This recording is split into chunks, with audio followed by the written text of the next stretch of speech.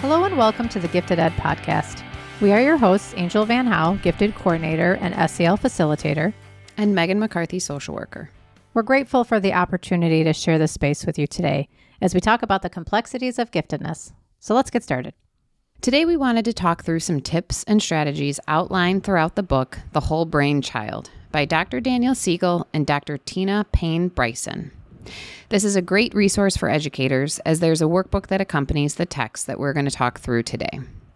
While this book is not explicitly written for gifted children, we have found that the framework can be applicable to the gifted needs. The book outlines the following social emotional pillars that are essential in fostering healthy relationships with children. These pillars are called the 4 S's. So the first S is for seeing. This is not just seeing with the eyes. It means respecting the child's perception of their relationships and themselves. The second S is for safe. Our actions and responses provide an environment that reinforce physical and emotional safety. The next S is soothed, to offer strategies and support the children as they deal with difficult emotions and situations.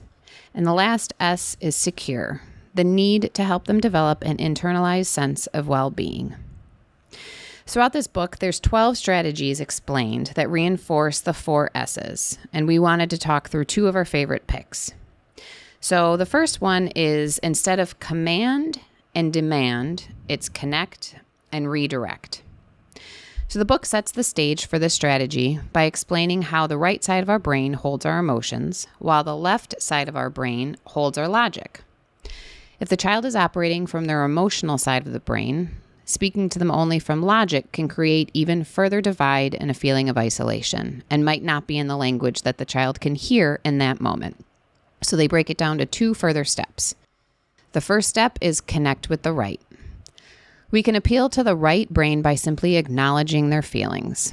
This is furthered if we add comforting nonverbal signals like physical touch, empathetic facial expressions, nurturing tone of voice, and non-judgmental listening. We connect our right brain with the child's right brain to support a balanced and more integrated state. So we work to have them feel seen, going back to one of the 4 S's, before we put any ask or demand on them. And the second part of that is we redirect with the left. So once we're connected with the child, right brain to right brain, it's much easier to connect left to left to deal with the issues in a rational manner. So when we first connect with the right brain, we can then redirect with the left brain through logical explanation and planning, which requires left brain to join the conversation. This results in us being able to use both parts of our brain in an integrated and coordinated way. Now, I definitely appreciated a disclaimer that the strategy doesn't always work, as there's times when a child is just simply past the point of no return, and the emotions need space to play out until the child eventually settles. Mm-hmm. Sometimes food, sleep, and or time are needed for the child's brain to settle and balance itself out. So then once that happens, an integrated conversation can take place. Another piece that I just wanted to keep in mind is that certain diagnoses or circumstances will impact a child's ability to access their right or left brain. So now we're going to shift our perspective. We were thinking horizontally. Let's think vertically. The next part of the book describes the downstairs brain and the upstairs brain. So let me ask this question. What is it that makes children or students choose their responses so wisely in some moments and so poorly in others? The whole brain child shares reasons based on what's going on in the higher and lower parts of the child's brain to explain this. They refer to something called the mental staircase, which integrates the upstairs and downstairs brain. The brain can be understood in many ways. People typically associate brain functions with the left and right hemispheres, just as Meghan was describing. But let's look at it from the bottom to the top. Let's imagine that it's a house with a downstairs and an upstairs. The downstairs brain includes the brainstem and the limbic region.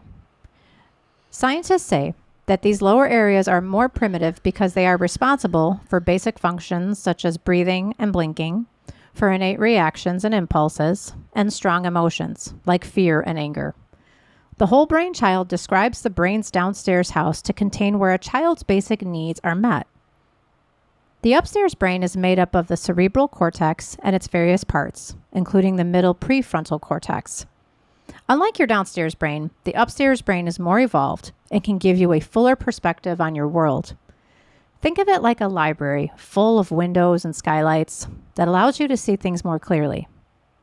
The upstairs brain is where more intricate mental processes happen, like thinking, imagining, and planning. It controls some of your most important higher order and analytical thinking. This part of the brain is responsible for sound decision making and planning, control over emotions and body, self-understanding, empathy, morality. This is a hefty list. Utilizing the upstairs brain, children can better regulate their emotions, consider consequences, think before acting, and consider how others feel. The whole brain child explains that a person's brain works the best when the upstairs and downstairs are integrated with each other. The goal should be to help build and reinforce the metaphorical stairway that connects the child's upper and lower brain so that the two can work as a team. When this fully functioning staircase is in place, the upper and lower parts of the brain are vertically integrated. That means that the upstairs can monitor the actions of the downstairs and help calm the strong reactions, impulses, and emotions that originate there. The important thing to remember is that both the upstairs and the downstairs work together. We need input from our emotions, our instincts, and our bodies before the upstairs can determine a course of action. With all this being said, we want to emphasize keep it real expectations. The downstairs brain is well developed at birth, but the upstairs brain isn't fully matured until the mid-20s. It's unrealistic to expect children to always be rational, regulate their emotions, make good decisions, think before acting, and be empathetic. I actually know many adults who can't do this. I don't know about you, Megan. Yeah.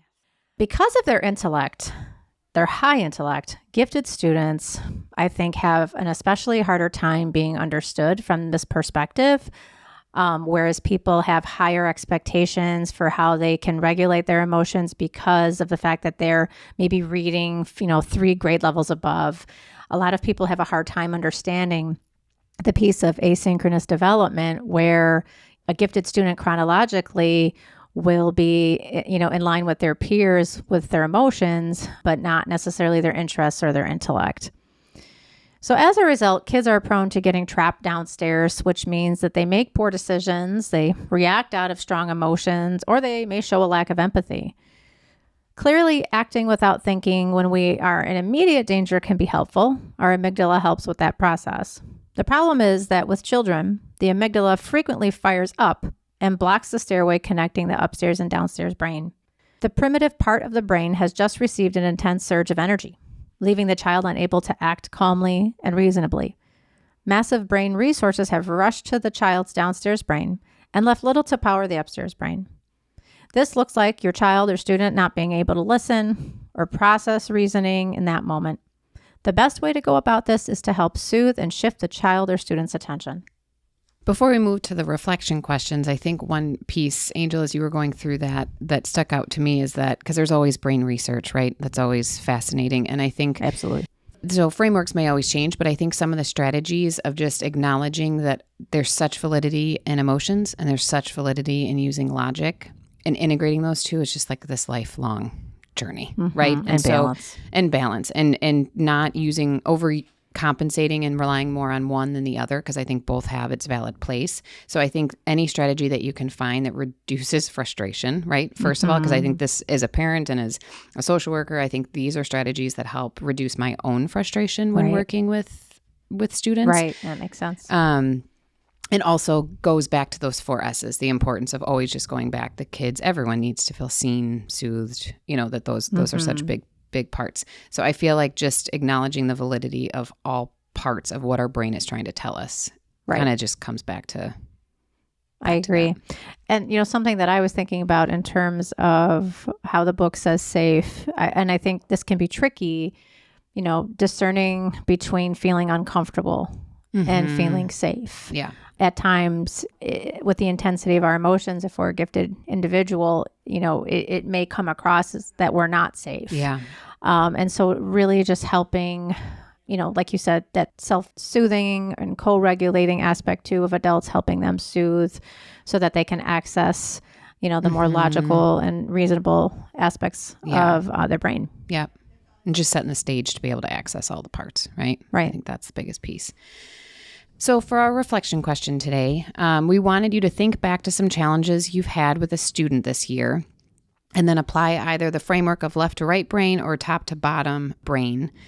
And can you think of a different way that you could have approached the student, or that you will approach the student? Something that we would like to ask you to try, our call to action, is, given our conversation today, reflect on one relationship in your life and consider how you can strengthen one of the 4 S's within that particular relationship. And again, the 4 S's are soothe, safe, secure, and seen. We want to thank you for joining us in this space today. Please subscribe to the Gifted Ed podcast to stay up to date with our latest episodes. Stay tuned for our next episode that continues to unpack the complexities of giftedness.